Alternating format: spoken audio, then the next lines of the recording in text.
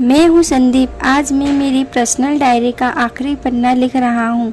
मेरी माँ ने मुझसे कहा था, बेटा एक दिन तुम्हें तुम्हारी ज़िंदगी की सबसे बड़ी जंग लड़नी है, इसलिए तुम्हारी ज़िंदगी में आने वाली मामूली रुकावटों से कभी डगमगाना नहीं।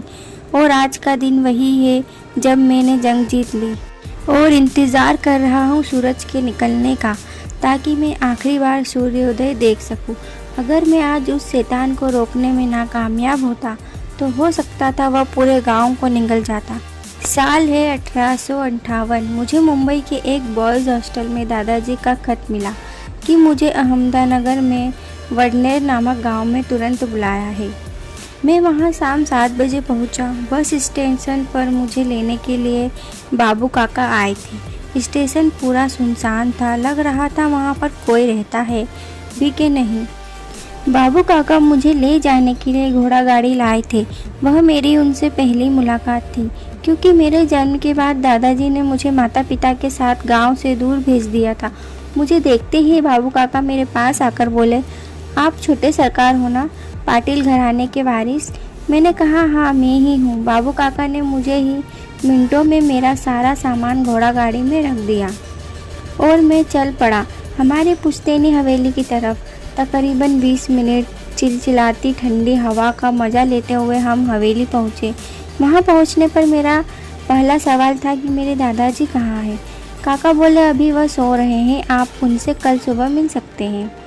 कभी हाथ मुंह धो लीजिए और खाना खाकर आराम कीजिए।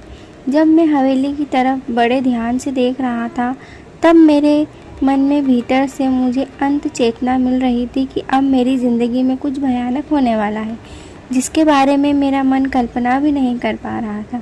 उसके बाद जल्द ही मैं नहा धोकर फ्रेश हो गया। बाबू काका की पत्नी वीरांगना काकी ने मेरे स्वागत में बहुत सारे पकवान बनाए थे। मैं खाने पर इस तरह से टूट पड़ा जैसे कि हफ्ते भर से खाना नहीं खाया हो। खाने के बाद मैं आंगन में टहलने लगा।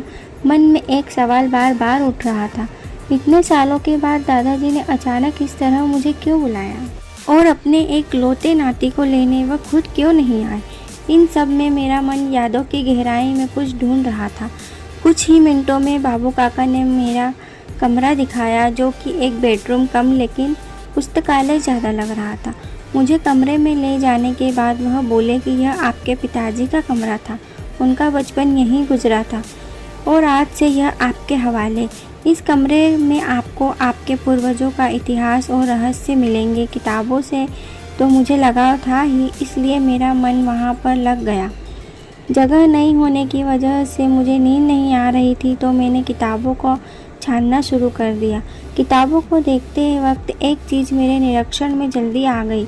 वहाँ पड़ा सारी किताबें नर पिशाच और गुप्त धन के विषय में थी, और एक भी किताब के ऊपर किसी भी लेखक का नाम या फिर किसी प्रकाशक का नाम नहीं था। सारी किताबें हाथ से लिखी थी और ये सभी किताबें के कवर पर हाथ से ही चित्र निकाले गए थे। उन किताबों की अलमारी चेक करते करते जब मैंने अलमारी के निचले हिस्से की आखिरी किताब को निकाला, तब ज़मीन पर एक तहखाने का दरवाज़ा खुल गया। इस तरह अचानक से खुलने वाले दरवाजे की वजह से मैं हड़बड़ा गया था। मैंने किताब वहीं छोड़ दी और उस तहखाने के पास गया, और जब मैंने अंदर झांककर देखा तब मुझे नज़र आए मेरे दादाजी, राजा राम पाटिल। वह बोले, आओ बेटा, मैं तुम्हारा ही इंतज़ार कर रहा था। मैं तहखाने की सीढ़ियों से जैसे जैसे नीचे उतर रहा था, वैसे वैसे अंदर ठंड बढ़ रही थी। मेरे नीचे पहुंचने के बाद दादाजी ने दीवार पर एक सुनहरी चाबी लगाकर दरवाज़ा बंद कर दिया। मैं उनके साथ तहखाने के अंदर गया था। वहाँ पर मैंने जो देखा वह मेरी रूह कांप गई। वहाँ पर अधमरी हालत में एक नर पिशाच चांदी के पिंजरे में कैद था। मैंने दादाजी को पूछा कि यह क्या भला है।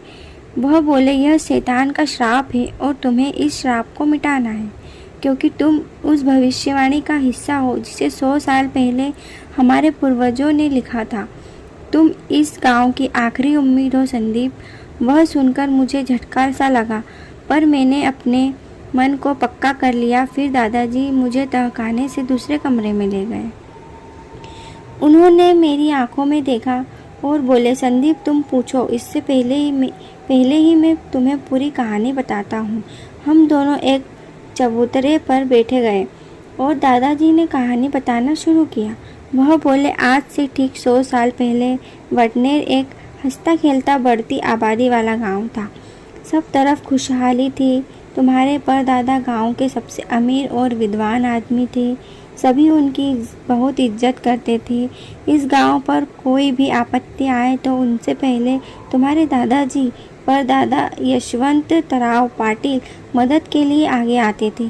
सब कुछ सही चल रहा था, लेकिन एक दिन सुबह यशवंतराव और उनके छोटे भाई संग्राम दादा खेत में खुदाई के लिए खुदाई कर रहे थे। इसी वक्त यशवंतराव को एक बड़ा संदूक मिला जिस पर चांदी के अक्षरों में कुछ लिखा हुआ था, पर वह भाषा को पढ़ना नहीं आता था। संदूक पर चांदी का ताला भी था और उस पर खतरे को दर्शाने वाला चिन्ह थे। उस वक्त यशवंतराव को अंत में चेतना भी मिल रही थी कि वह संदूक मुसीबत है। शेष कहानी आप अगले भाग में सुनिए। Thank you.